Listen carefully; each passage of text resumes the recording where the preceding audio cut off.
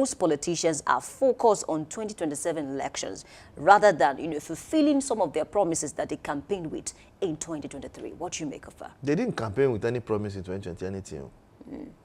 But then we read some of the manifesto. Okay. What about their manifesto? Which manifesto? Did you see anybody have manifesto? They did. Who interrogated the manifesto? If you want to interrogate manifesto, this one I will blame press. It is not what they said they will do. No. Any clown can come out and say, I will take you to heaven. How do you intend to do it? What are the points? This is the 6th year of this governor in Oyo State. Nobody has come out to say this is one policy that he has brought. Not that he tarred road. It is the government's job to tar road. Well, thank you for staying with us. This is Newspaper Headlines Analysis on Dominion Television, Ibadan. My name is Oluwayemi Adelako. This morning we have quite a number of headlines, but let's take it from the Guardian newspaper. I have this one that says, back to school, parents struggle with steep tuition hike as schools wrestle rising OPEX.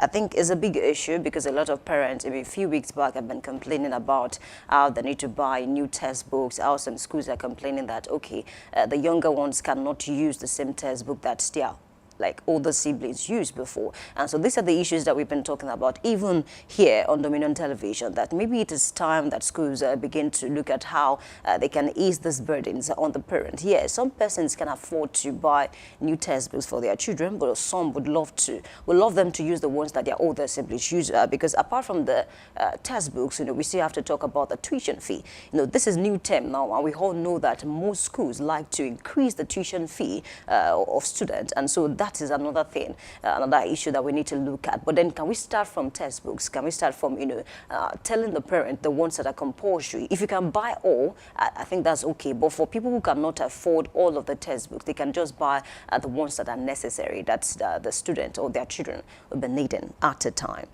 Away from that headline, let's also check this one that says, Akpabio urges Nigerians to tarry, says Tinubu's reforms will bear fruit. Don't forget that, a few weeks back, the president said that he's been able to reduce corruption, he's been able to stabilize the economy, and a lot of Nigerians do not believe that. They think that Nigerians are still grappling with a lot of things. People cannot really, eat the way they're supposed to eat, fuel prices on the high side, and a lot of things that Nigerians have complained about. However, the Senate President Akpabio is coming out to say, can Nigerians be patient with President Bola Ahmed Tinubu? And another defense is the fact that, the president is just 2 years in the office, and of course he has 2 years to run before the end of the tenure. So they are saying that we should be patient, or Nigerians should be patient with President Bola Ahmed Tinubu, and of course give him time for some of his reforms to materialize and of course yield positive result, because one of the things I also mentioned is the fact that some reforms will take time before we can begin to see the benefits of that reform. So we should keep calm, Nigerians should be calm, and of course give the president time to work on this reform. Away from that headline, let's also check this one that says, INEC offers tags and credible post to avert protests. And let me link that to another headline that I read, yesterday night through this morning, talking about the Catholic bishops complained bitterly about the 2023, presidential elections. They also noted that, the election was marred by corruption, by fraud, a lot of things happened. And the INEC, came out to say that, okay, the position of the bishop, is not good at all. And there's a word that they used, the INEC came out to say the position of the bishop is ungodly. And according to INEC, the election went well, and there's no reason why the Catholic bishop should come out to say that the election didn't go well and it was marred by electoral malpractices. However, whichever one that happened in 2023, I think it's high time that INEC, begin to look at, some of the things that they didn't do well in 2023 and, of course, work perfectly on it. Another claim of the Catholic bishop is that, politicians currently are more concerned about 2027 elections rather than fulfilling some of their promises of 2023.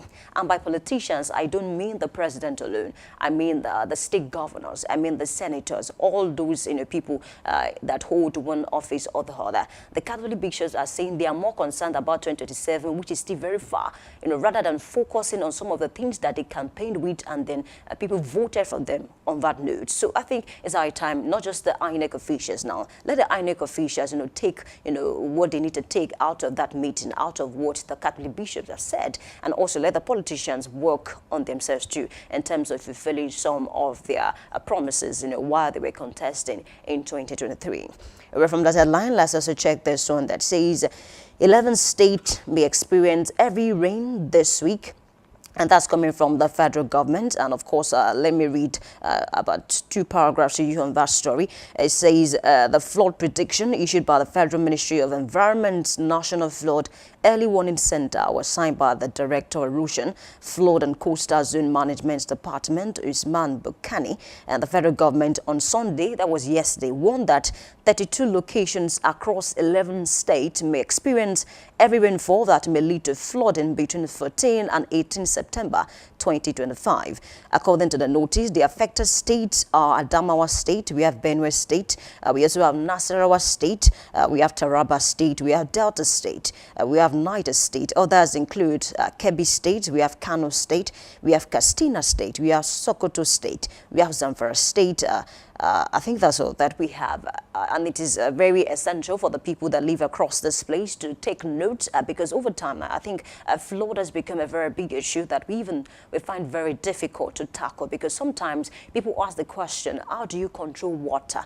But then I think the federal government and, of course, the people living in these places can find the way, to keep themselves safe, because there are certain things that we should not do, even if we live in an environment that is prone to flood. There are certain things that we should not do, even when we notice that rain is about to fall, we can put some measures in place to not, pour anything outside when the rain is falling. Do not do this, do not do that. If you can help the government in that area, I think we can find a way to reduce this issue of flood. So in this 11 state, it is essential that we take, very intense, measures to make sure that we do not become victims of flood again, because we've lost enough Nigerians on this issue of flood.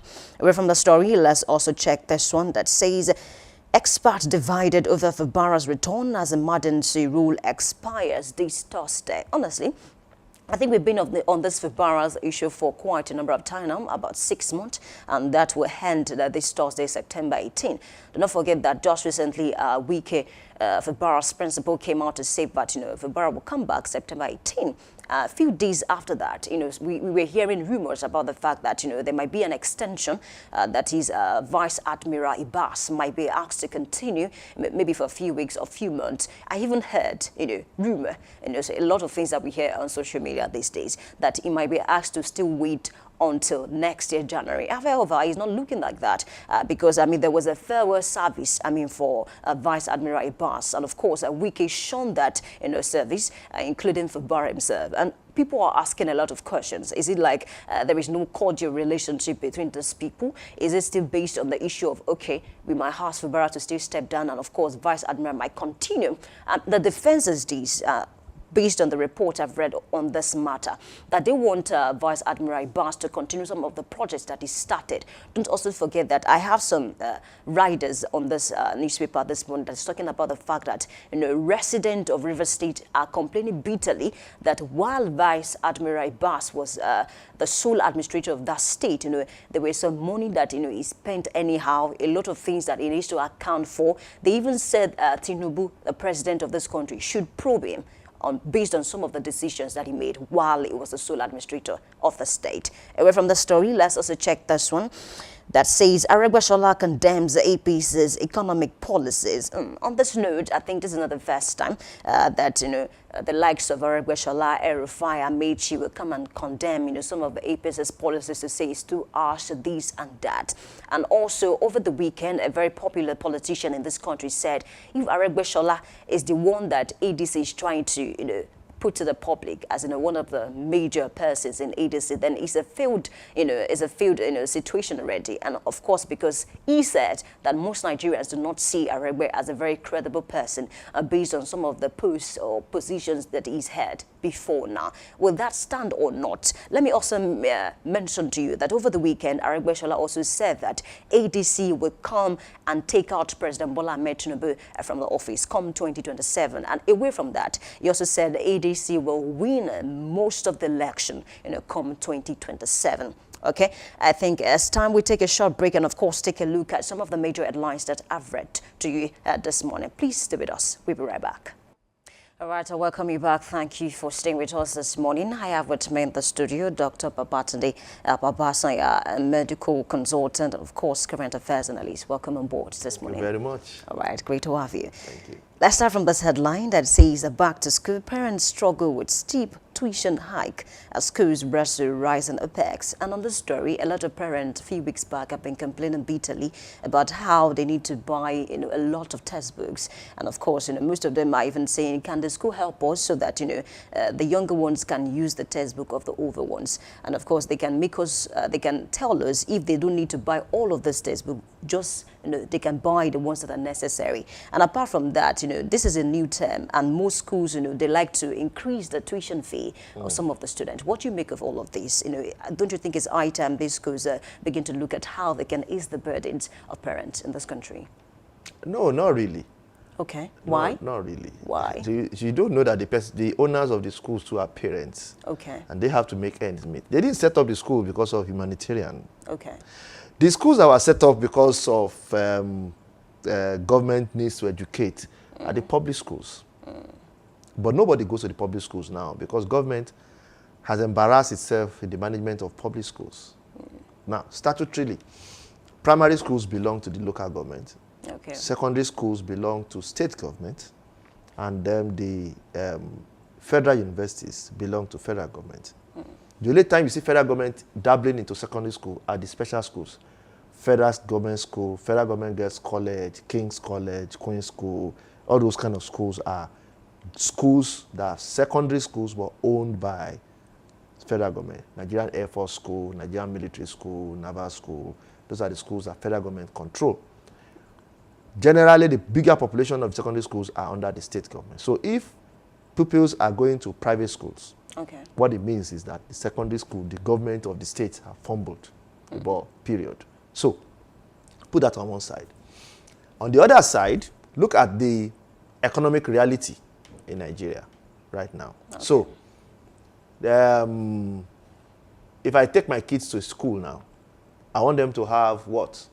To do AI, Abby? I want them to do coding. Okay. I want them to learn computer-based appreciations. The school either must have a computer or they must ask me to buy the computer. So it's better for the school to buy it. Then the school will increase their overhead to be able to buy the computers. Okay. So the school fees will go up. Okay. Now, the running of the computer must come through generator. I'm not sure there's a place in Nigeria that government has been able to guarantee 24 hours of electricity. No. So generator must come in. So you buy that generator, and it is not the Better My Neighbor generator. It is the giant diesel generator, the monsters. So you buy that generator, maybe every day you fuel it 100,000. That's 3 million in 1 month. A term comprises 3 months. That's 9 million. Down that drain, 9 million. Who's going to pay for that 9 million? The parents. They will pay for the 9 million, so they will share it. And so every time you say, this is going up, Nupeng is going to strike. Now that Dangote has come, maybe hopefully this starts to come down, and then you see kind of a reversal in all these things. Perhaps, good. Put that on one side. Internet communication. Who is providing it? Private.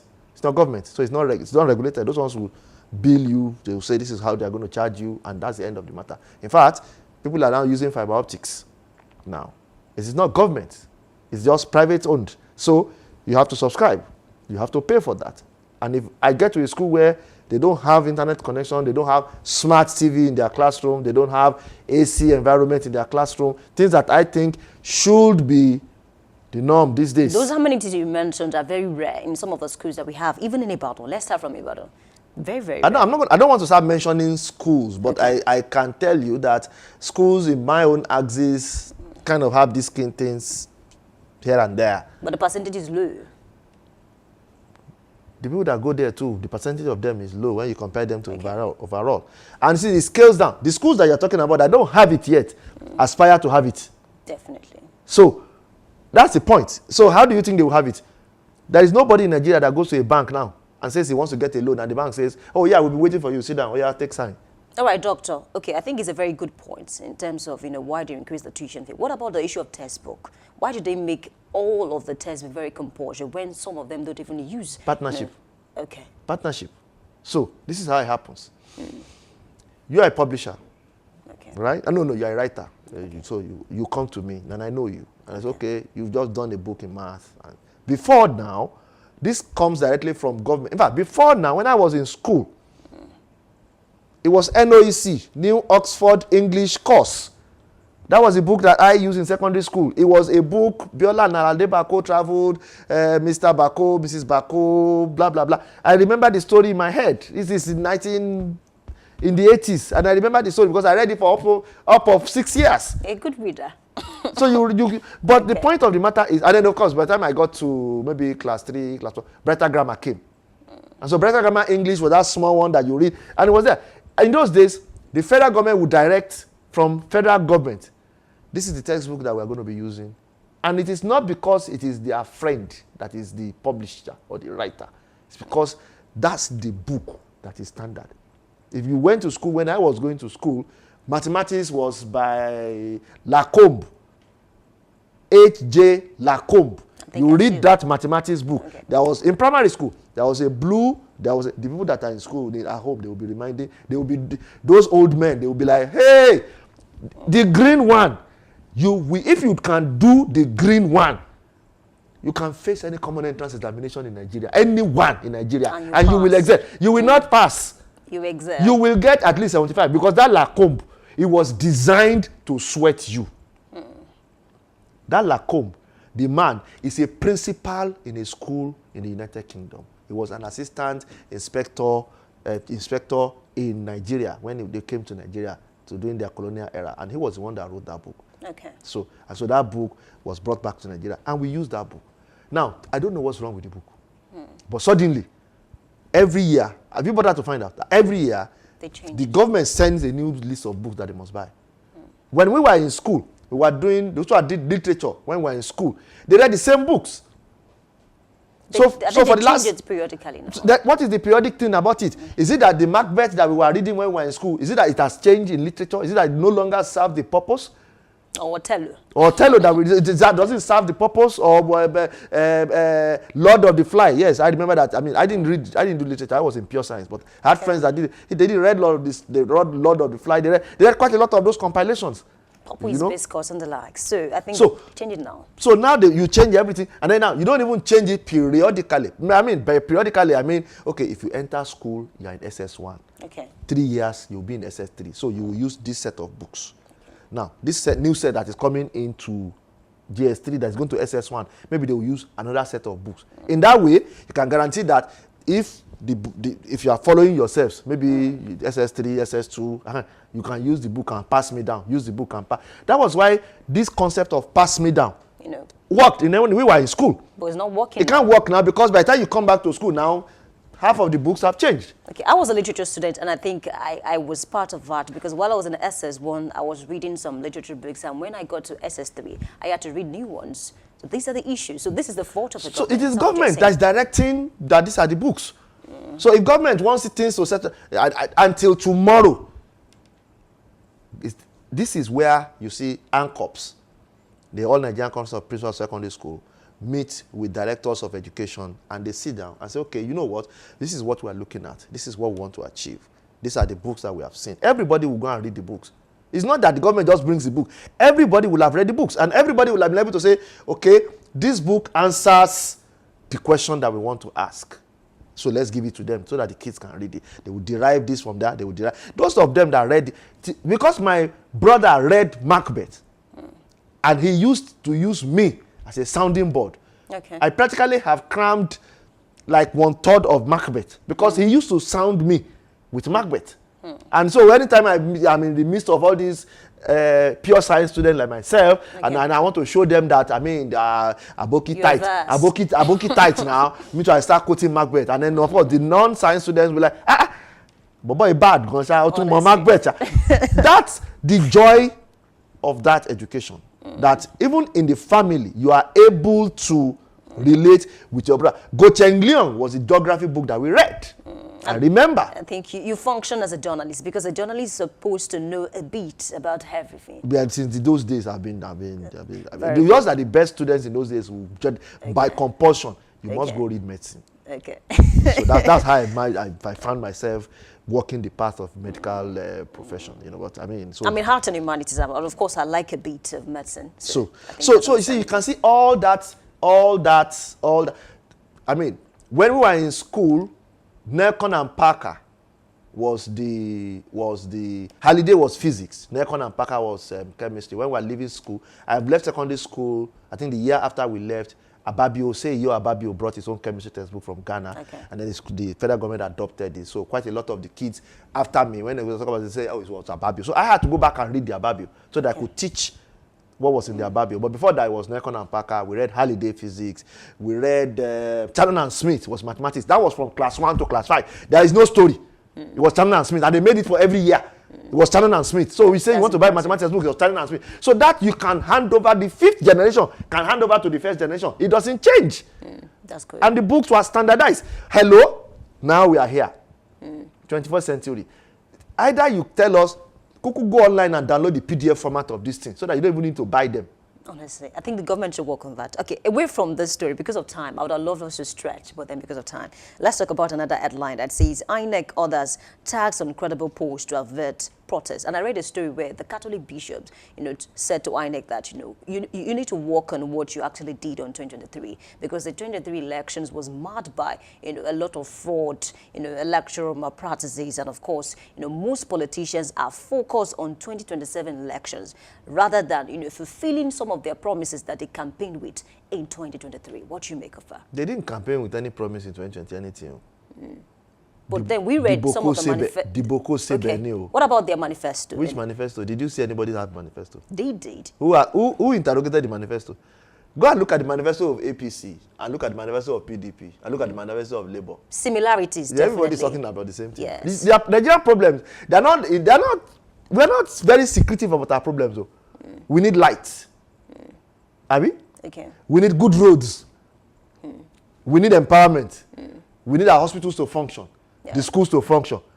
So pick one or two, make it your own manifesto. Hello, you are done now. You are good. So you will pick road and light. That one will pick hospital. And if you want to interrogate manifesto, this one I will blame press. It is not what they said they will do. No. Any clown can come out and say, I will take you to heaven.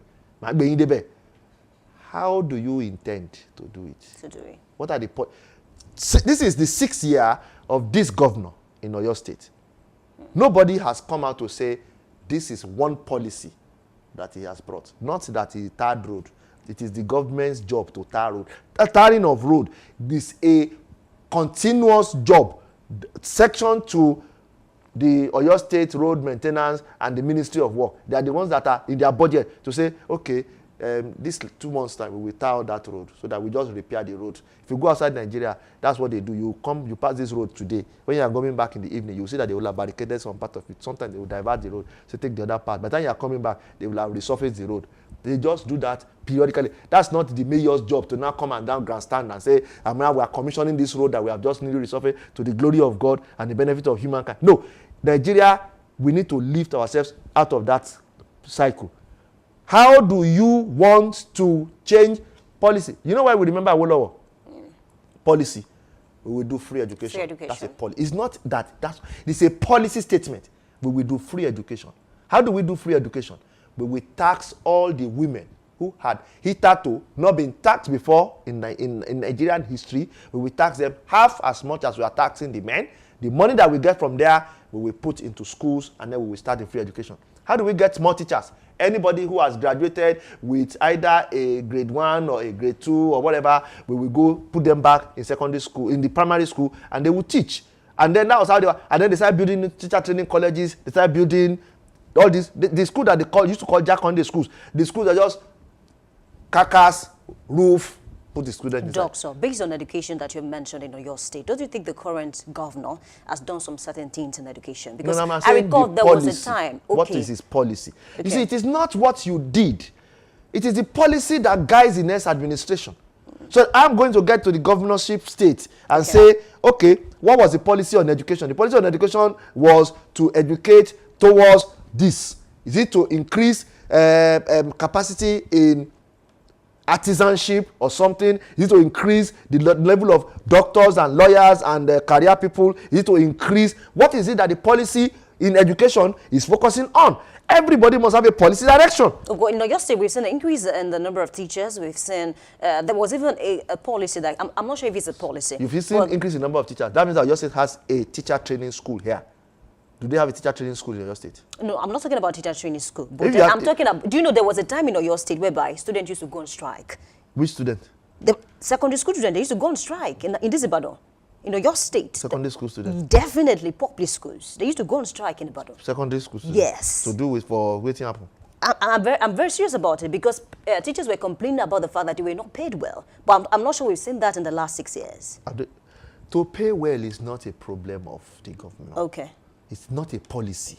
Okay, that's been done and dusted. Okay. You cannot pay teachers outside the purview of the extant regulation in fiscal revenue mobilization, which is statutorily based on the minimum wage. Okay. Don't forget, everybody gets a function of the minimum wage. Okay. So the moment the minimum wage was increased from 18,000 to 30,000, everybody goes there. Okay. The moment the minimum wage was increased from 30,000 to 70,000, everybody must go there. Now, no governor can come and say, I am paying more money to you. No, in my time, the minimum wage moved from X to Y, so you comply. Simple. Not that you woke up in the good news of your head and say, I am increasing the minimum wage in my state to that place. That's when you now decide. That's when you now make it a policy. Our policy in your state shall be every 2 years, we will review the minimum wage with intent to raising it so that we can meet the current inflation protocol. Just like how other states have done, trying to I'm not sure, I'm not going to, but I'm commenting that that's what you do. That's the policy. Okay. Now the policy then becomes something that everybody now works on. Okay. You understand? If my policy in health is to be, I am going to ensure that the primary health cares are going to be functional. And I believe by so doing, 85% of health challenges in Oyo State will be sorted out. That will be my policy statement in health. That is what I will tell my commissioner. That's my vision. Actualize it. Now, what's his vision? That he has encoded in a policy statement. If we can find one, then we can interrogate whether he has failed that or he has succeeded. Without his policy that we can see, everything that he does, he can then come and say, I tarred that road, and then I tarred that road, and I paid those people. Let us also add to the fact that he is the governor who has collected the money that he has collected. 500% increase, actually, in terms of revenue. There are some governors that throughout their 4 years tenure, they didn't collect the money he collected in 1 year. They couldn't collect it. And those governors did something too now. They tarred road now. Akala tarred road now. Abi, did Akala collect this kind of money? Didn't Ajimobi to do something? Did he collect this kind of money? And so he now comes out and say he did the same thing that Akala and Ajimobi did, but he collected ×5 of their money. And are we not going to be looking at him that they did ×5 of the road? Akala did Mokola Bridge. Is that not a signature?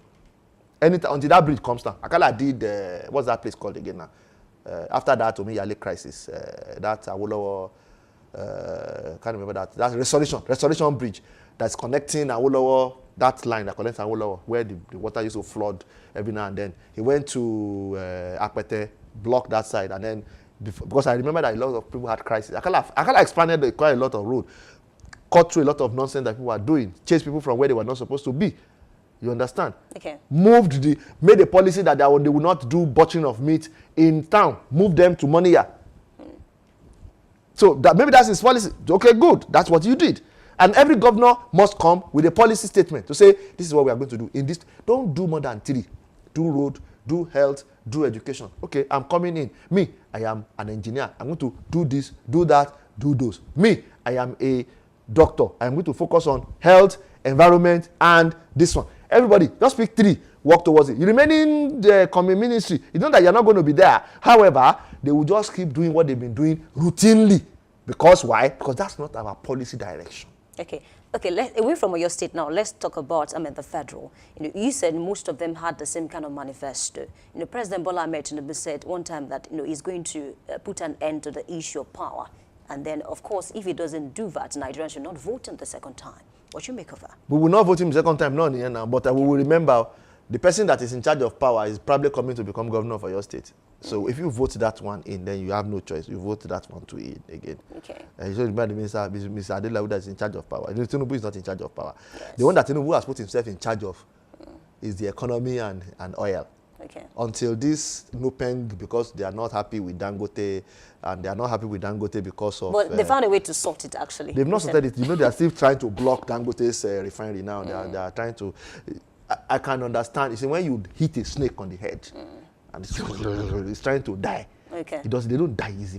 Things don't die easily. People don't give up life quickly. So NUPENG too is fighting to put mouth somewhere. Okay. So as long as they don't allow you to put the mouth there, it's going to do all this. This is just the terminal throes of agony that they can go through and cross crisis. After some time, they will settle down and life will just continue. However, floating of the naira is a policy statement.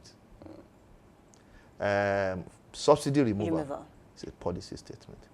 The tax bill that they've approved that they said is coming in is a policy statement. You see, so these ones are policy directions that you say, okay, in this economy now, government will no longer back the naira. Naira now will be left to float in the economy.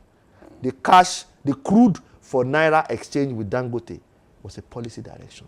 Before that, it was supposed to be Dangote, you go get dollars, and then we buy crude, and then when we want to buy from you, you can sell in dollars too, in which case it will be criminal. However, so they thought around, policy is what you use to capture a lot of things together, and then just say, okay, this is what we are going to be thinking. This is our thought pattern nowadays. The attempt at Nigeria to join the BRICS group is a change in policy. So, if I'm going to say, the only problem that I have with this federal government is that they are not security conscious. If that guy can solve the security problem in the north, believe me sincerely, if he wants to do third term, we shall find a way around the third term. Why? Because but it's not solving the security problem in the north. People are still hungry. People are still not able to get to their farms. People are still afraid of traveling. If he solves that problem... The situation has even become dire, especially in the north. In the north. So, if he solves that problem the same way, with the same fiat that he used to solve these other problems here, I will say that he has entered his name honorably into the role of honors. However, as at this point, at least he has policy. Okay. Doctor, let me quickly link that to the issue of flood now. About 11 states, expected to be very cautious, in the coming months. Is there a permanent solution to the issue of flood in this country? Nigeria, you see, humans, humans, we are very wicked. In what sense? We are the set of animals that can purposely wicked our own species. Not for anything. It's not because we are competing for anything, no. Okay. It just feels right to just wicked the other fellow. Simple. We don't do any other stuff. The extant rules are clear. There are places you cannot build houses. Okay. There are places that you cannot put things. Gutters must be cleaned, clear, allowed to run through. What do we see in Nigeria? Somebody will put house somewhere. All this, talk about. We see, ask the governor. They've been collecting the money for flood since. The day the flood comes, they will say federal government should come and do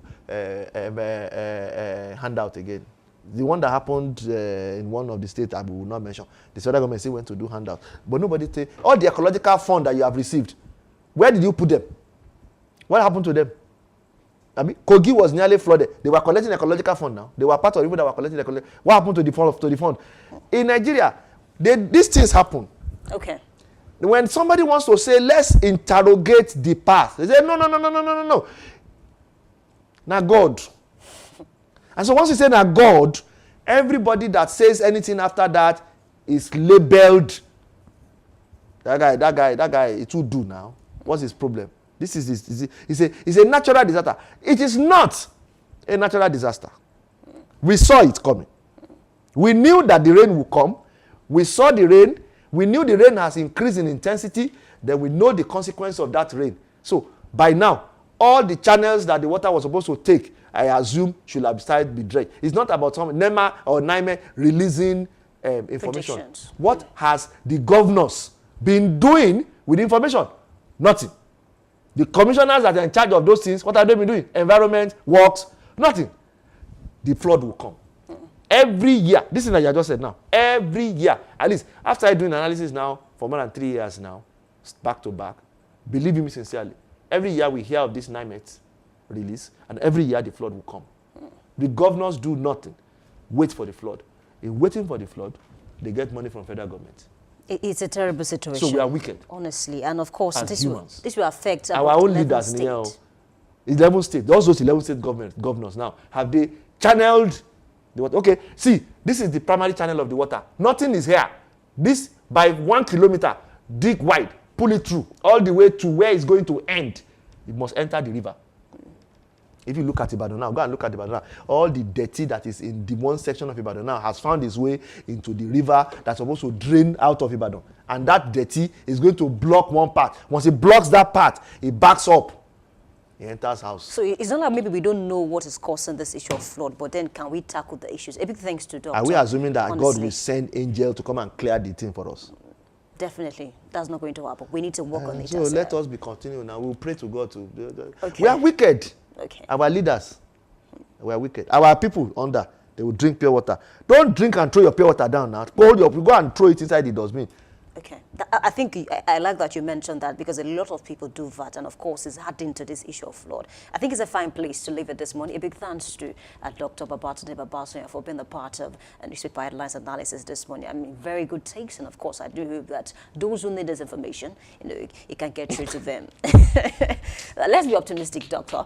Thank you for being with us. He's a medical consultant and of course a public affairs analyst. Thank you once again for joining. My name is Oluwayemi Adelako. I say thank you for being a part of the segment. Please stay with us. Big story. We come up soon.